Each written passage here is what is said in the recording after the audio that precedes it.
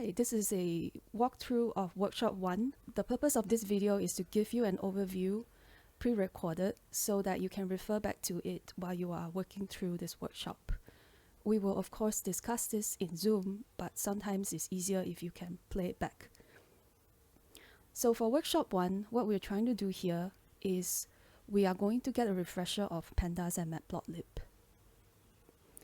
And if you are first time using Jupyter, this is also a good way to learn how to use the Jupyter Notebook.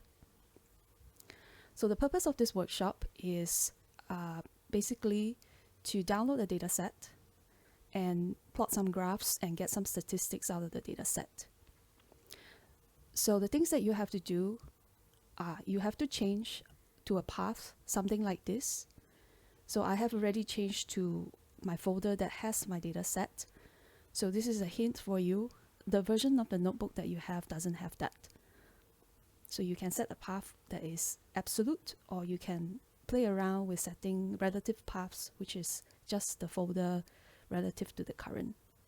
Okay. If you are not sure, you can use this as a hint to construct your own path.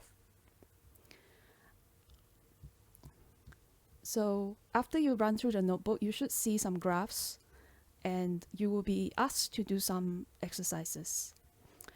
If you're not sure what to do, don't worry.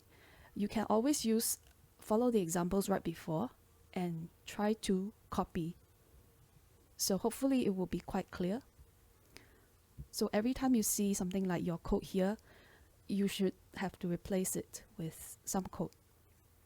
And we will go through the solution in class after we've discussed with the class.